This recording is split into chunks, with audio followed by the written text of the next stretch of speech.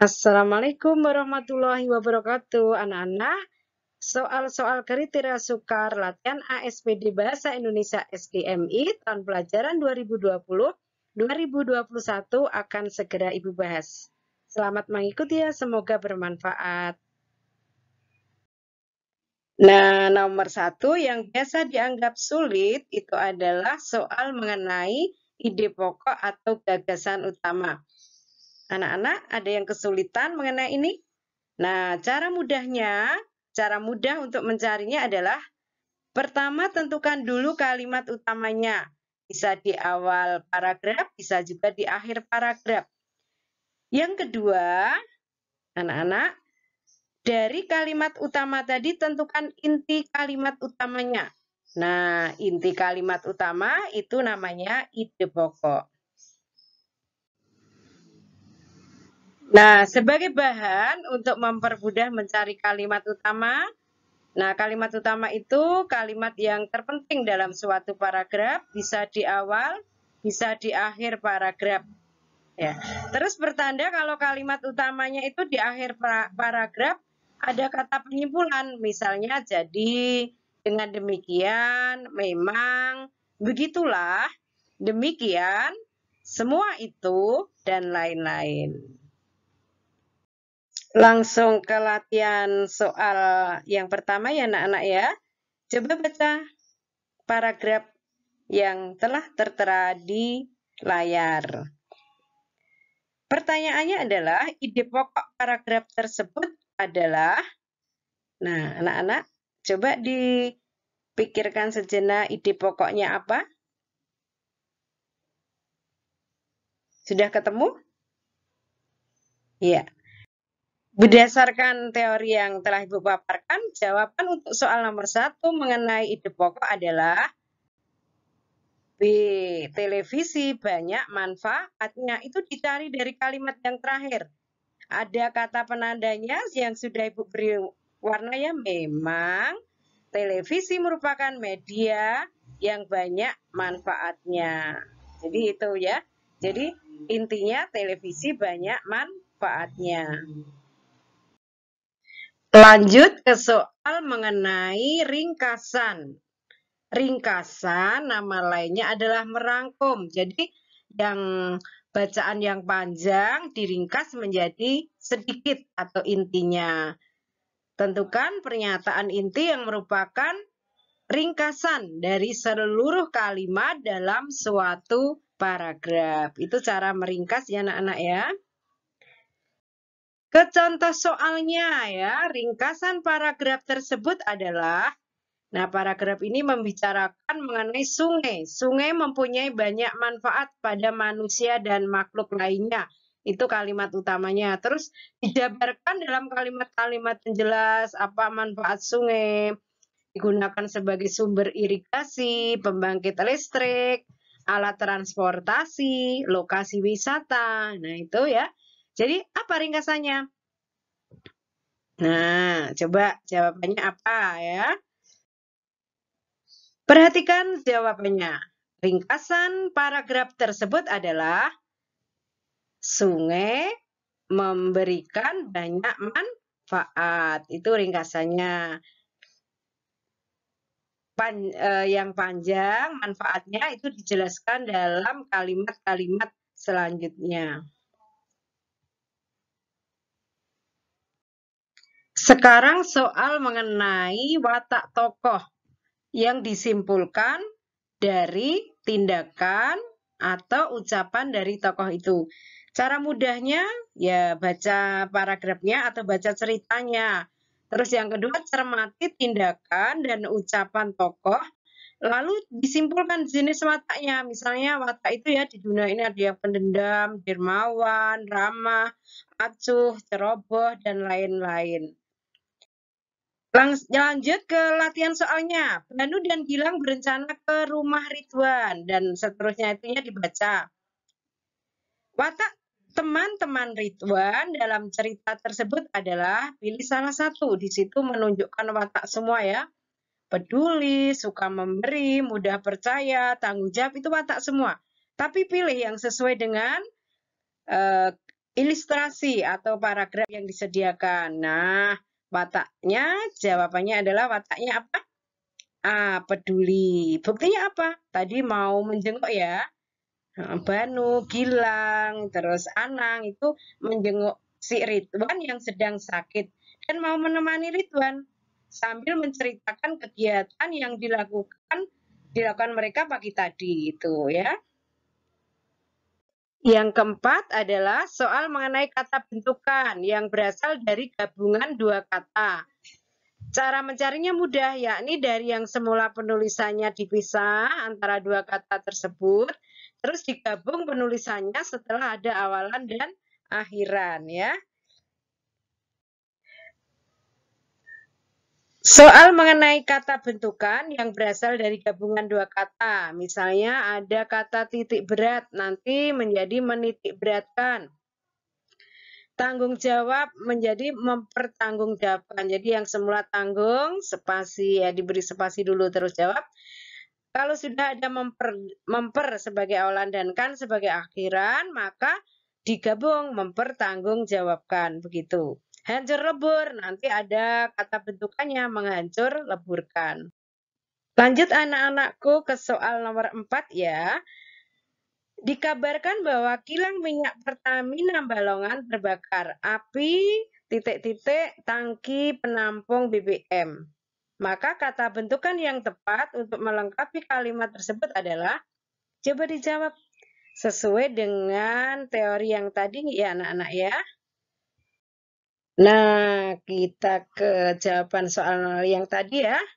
Sesuai dengan teori yang ada, kata bentukan yang tepat untuk melengkapi kalimat tersebut adalah kalau ada dua kata, kalau sudah ada awalan dan akhiran, maka digabungkan. Jadi T jawabannya, membumi, hanguskan. Nah, anak-anak, kita ke kelima ya ini ya. Soal mengenai penulisan kata yang tepat. Ya, kata yang tepat dalam ejaan yang disempurnakan itu namanya kata baku. Cara mudah mencarinya itu ya, kalau yang ini ya bisanya hanya dihafalkan cara penulisannya yang tepat itu. Dan sering dipraktikkan atau digunakan dalam penulisan sehari-hari. Begitu saja ya mengenai penulisan kata baku. Contoh soal yang kemarin keluar di latihan ASPD Bahasa Indonesia tryout ya, siswa kelas 6 mengikuti ujian praktik sesuai jadwal yang ditentukan oleh tim penguji. Kesalahan ejaannya adalah, coba anak-anak jawab dulu apa ya.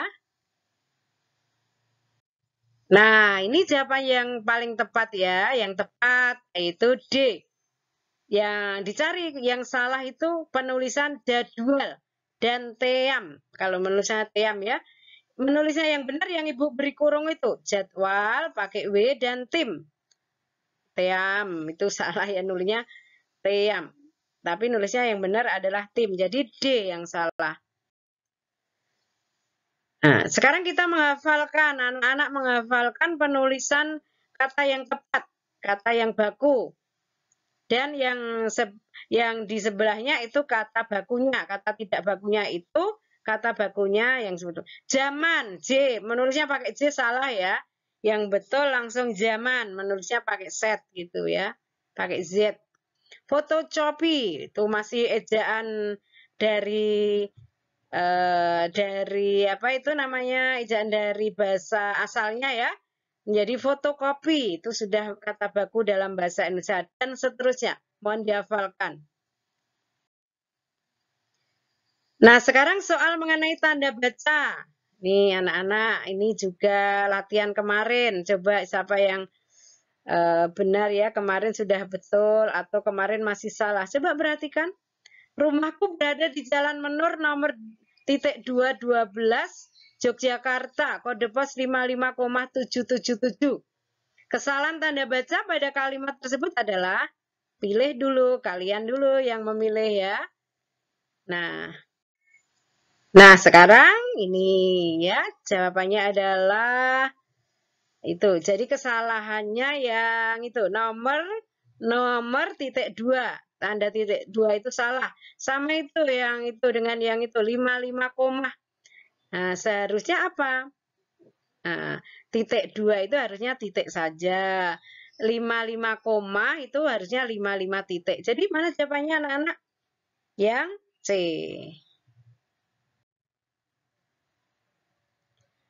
Lanjut lagi ke soal mengenai tanda baca. Ini masih mengenai tanda baca.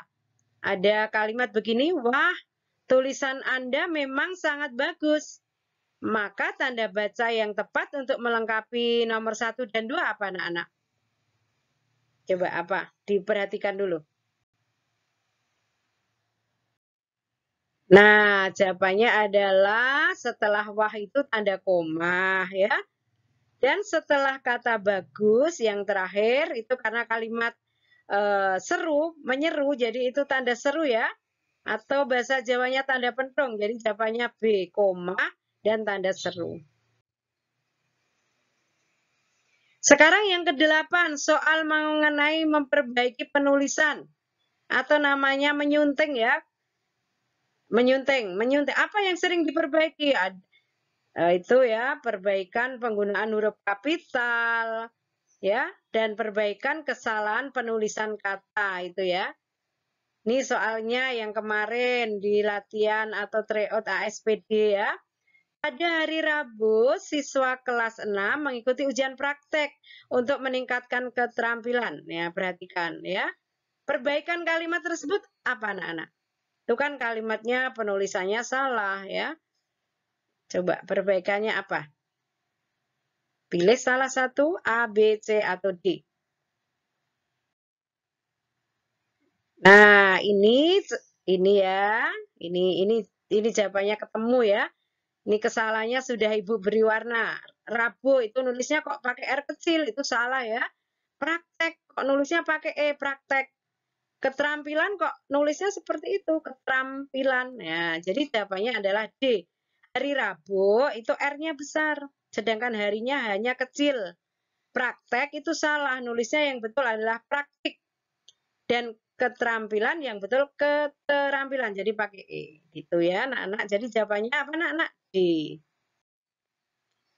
Nah, ini kalian harus tahu kalau menulis hari bulan ya. Hari bulan yang diikuti nama harinya, nama bulannya, itu nanti hari bulannya kecil saja, diawali huruf kecil, nanti nama hari dan bulannya yang huruf besar. Misalnya hari Rabu, hanya kecil, R-nya besar. Bulannya November, nanti B-nya kecil, N-nya yang besar. Ingat-ingat ya. Nah, ini tambahan, ini juga sering keluar di soal ujian, ini penulisan nama-nama di lingkup geografi itu. Kalau lingkup geografi atau di bentang alam itu harus rangkaiannya dimulai dari huruf kapital, yang satunya huruf kapital. Selat Sunda, S-nya besar pada kata selat, dan S-nya juga besar pada kata Sunda. Gunung Merapi, ini gunung yang terkenal di Yogyakarta. G-nya besar, M-nya juga harus besar menulisnya ya. Yang terakhir adalah mengenal cara menulis kalimat langsung. Ini sering keluar. Anak-anak masih banyak yang salah ya untuk menulis kalimat langsung ini ya. Nih. Ibu bertanya, titik 2. Itu salah titik 2 ya. Sudah Ibu beri warna hijau itu salah. Harusnya Ibu bertanya, koma. Lalu tanda petik. Sesudah petikan langsung harus menggunakan huruf kapital. M-nya itu, mengapa kamu belum tidur, San? San. S-nya juga harus huruf besar karena ini menyapa ya. Kalau itu kalimat tanya, maka diakhiri dengan tanda tanya, terus baru tanda petik itu menulis kalimat langsung. Langsung kita ke latihan soalnya. Nah ini, penulisan kalimat langsung yang tepat yang mana? Coba diperhatikan. Nah, pilih salah satu. Nah, langsung ke jawaban mengenai tadi, latihan kalimat langsung. Penulisan kalimat langsung yang tepat itu yang apa anak-anak? Yang A. Mengapa tidak yang C? Oh, C itu salah di kata kantornya. Kannya memakai huruf besar, Padahal kalau belum diberi nama kantornya itu harusnya K-nya huruf kecil. Jadi jawabannya A ya.